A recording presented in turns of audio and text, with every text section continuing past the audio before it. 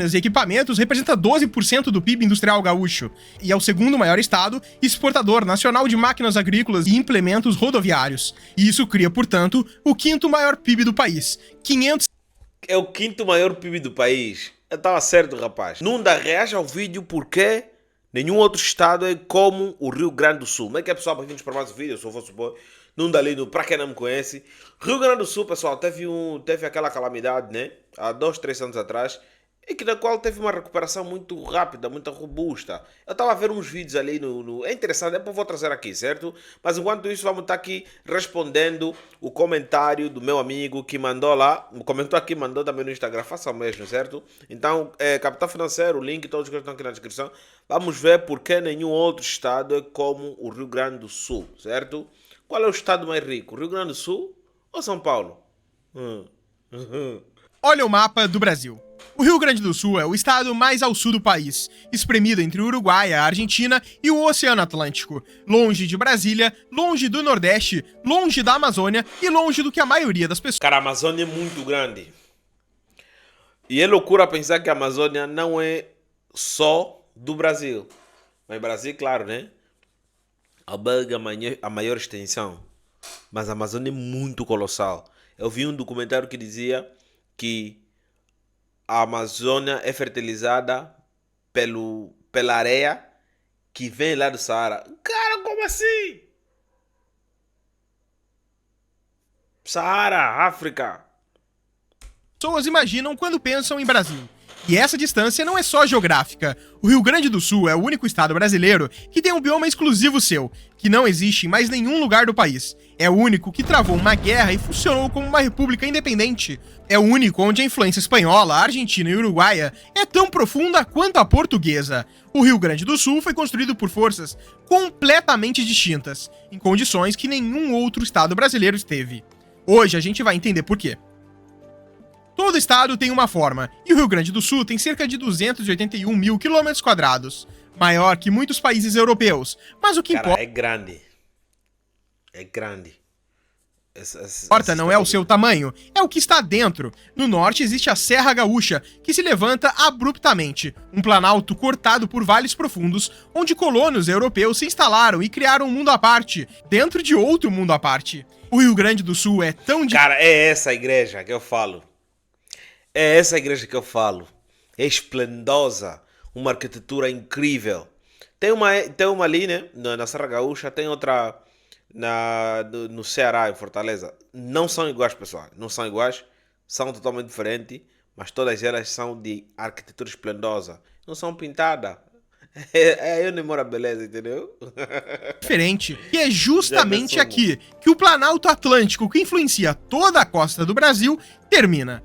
No centro-sul, a Depressão Central forma um corredor que liga o litoral ao interior.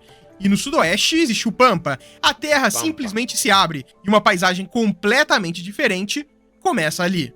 Mas a diferença mais importante do Rio Grande do Sul está nas bordas.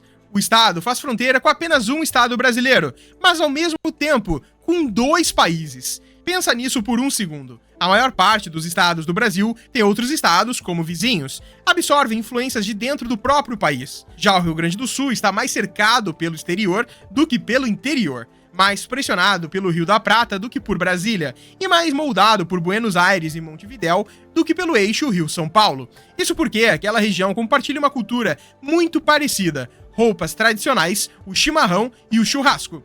Isso já vem de séculos. Isso porque é muito... Cara, o chimarrão e o churrasco. Essa é uma combinação, meu.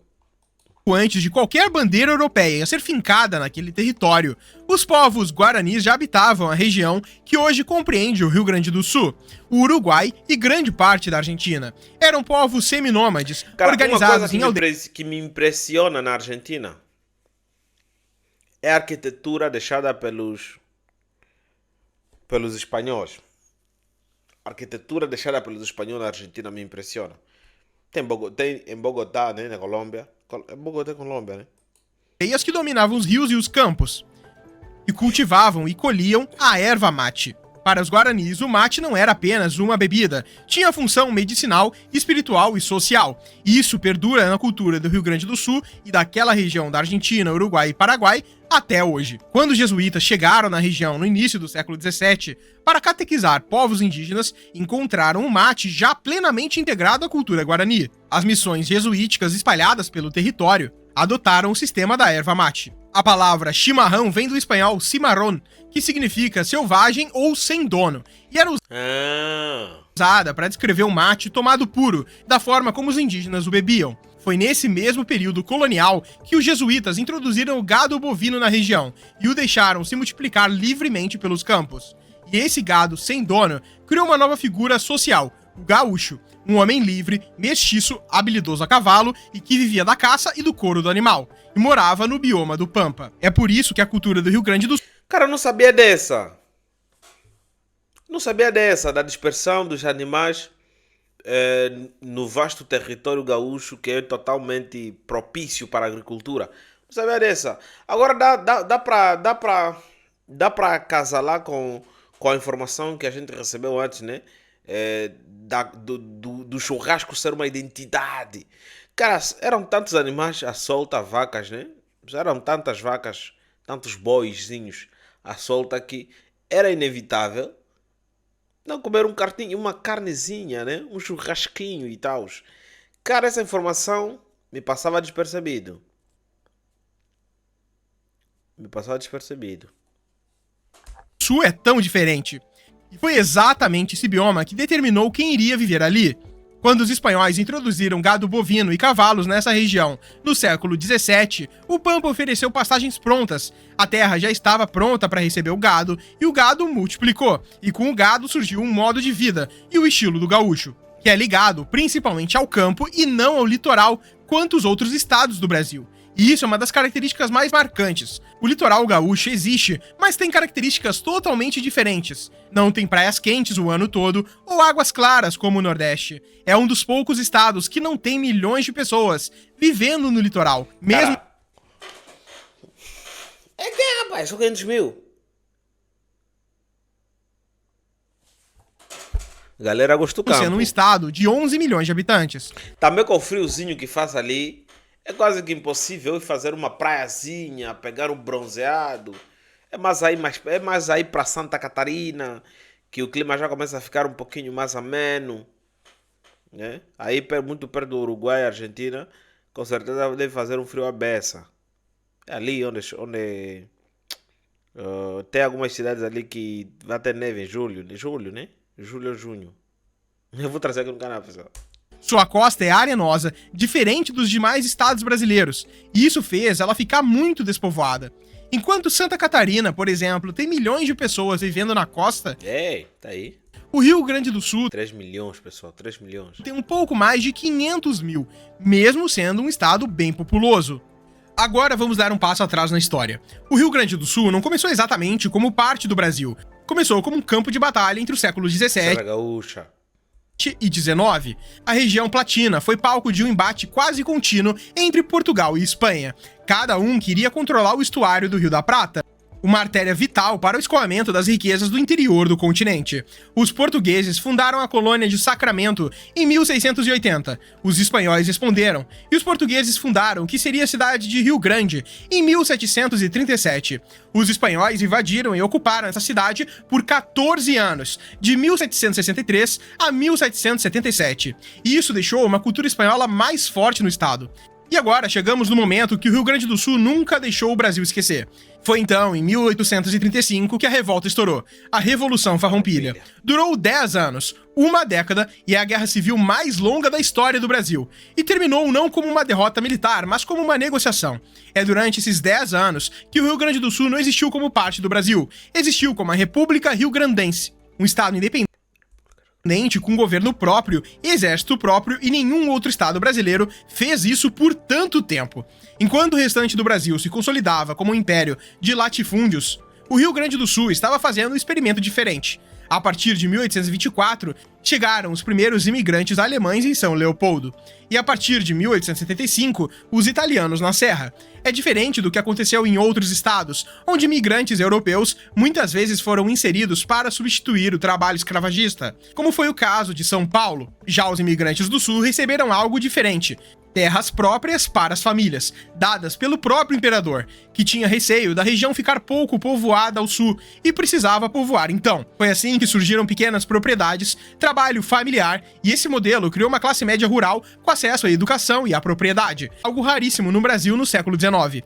Gerou uma densidade demográfica maior, núcleos urbanos mais dinâmicos e uma industrialização mais precoce. A metade sul, chamada de campanha, é dominada pelas grandes estâncias de criação de gado, herdeira direta da tradição luso-brasileira e platina. É o pampa profundo, de baixa densidade e de fazenda. As vacas andam mesmo de boazinha e de quebra acabam fertilizando a terra, né? Imensas. E quando as pessoas pensam na economia gaúcha, pensam em boi e soja, e eles estão certos parcialmente. O agronegócio representa cerca de 40% do PIB estadual, bem como o restante do Brasil. Portanto, isso seria semelhante. Mas o que as pessoas não sabem é que o Rio Grande do Sul é um dos poucos estados do Brasil que fabricam máquinas industriais. O setor de máquinas e equipamentos representa 12% do PIB industrial gaúcho, e é o segundo maior estado exportador nacional de máquinas agrícolas e implementos rodoviários. E isso cria, portanto, o quinto maior PIB do país. É o quinto maior PIB do país. Eu estava certo, rapaz. São Paulo é o gigantão de tudo isso, né? A gente já viu aqui alguns vídeos do passado, agora esse aqui é atualizado. Ainda São Paulo continua como...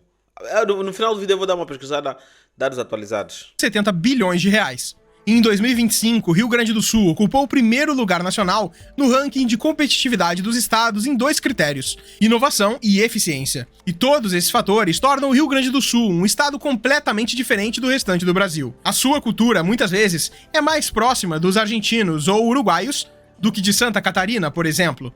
É verdade que todos os estados do Brasil têm as suas peculiaridades. A Bahia, por exemplo, é o estado com maior presença de cultura africana no país. E, na verdade, Salvador é a cidade mais africana fora da África. Ou outras regiões do Brasil, como o Amazonas, que tem a maior porcentagem de população indígena do país. Caso vocês quiserem, podemos fazer um vídeo desses de outros estados do Brasil. É só deixar aqui nos comentários estados que têm uma cultura muito diferente do restante do país e que podemos fazer o mesmo vídeo. Por esse... Cara, existe uma particularidade de reflexão que nos remete à questão total da diversidade, né, que o Brasil acaba tendo. É difícil. Agora, hoje em dia, né, eu consigo falar assim, não é bem que seja, por exemplo, a África fora da África, entendeu? O Salvador. Não é que seja a África fora da África.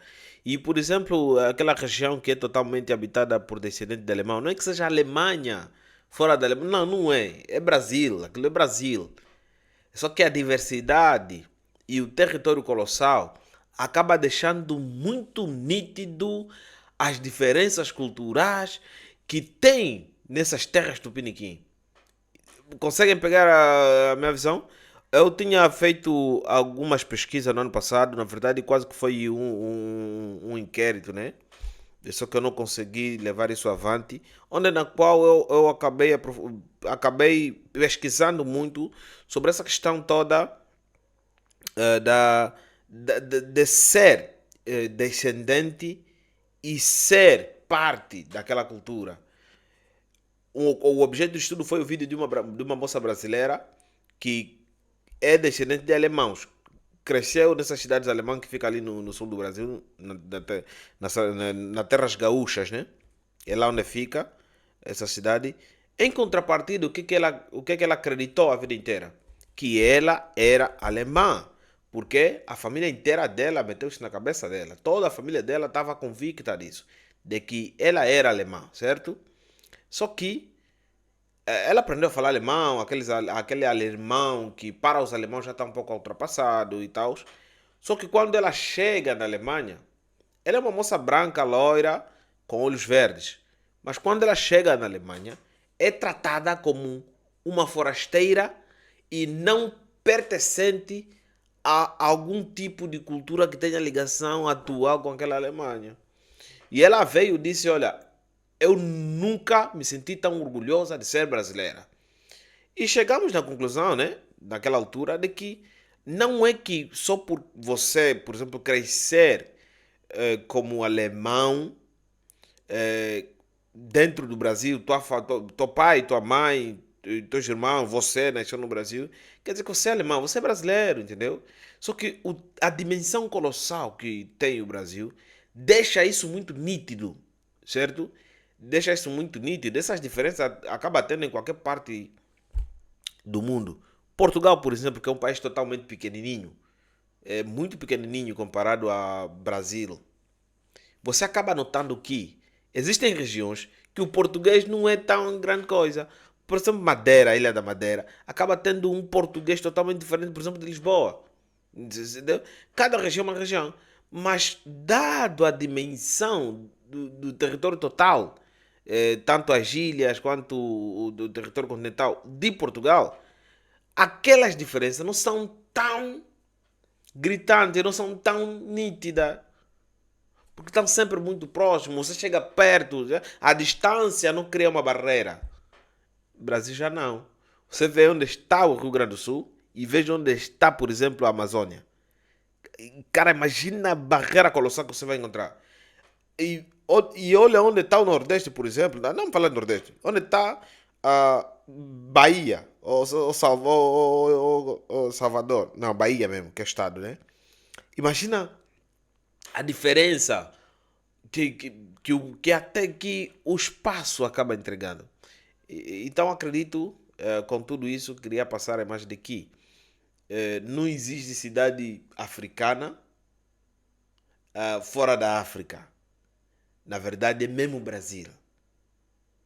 Não existe cidade alemã fora da Alemanha. Na verdade, é mesmo o Brasil. Existe sim comunidades que acabam sendo semelhante àquela. Por exemplo, temos uma comunidade muito grande, acho que é japonesa, né? Japonesa? Não, japonesa não. Ele é paquistanesa, entre paquistanesa e libanesa, que são mais de 10 milhões. É muito mais no Brasil do que aqueles que são lá do Paquistão, ou da Líbia, ou do Líbano. Eu não sei qual é o país exato, mas são mais de 10 milhões de descendentes que estão aí no Brasil. E é uma comunidade, certo? Mas aqueles caras são todos brasileiros. Cara, o vídeo ficou bem extenso, já. Ai, Jesus! Pessoal, eu fiz aqui uma explanação, gostaria que você acrescentasse aqui o vosso ponto de vista.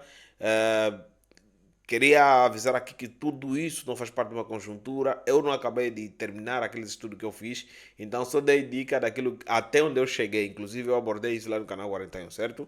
Então inscreva no canal, atenção, não esqueçam de partilhar o vídeo com as interessadas. Nos vemos na próxima. Tchau!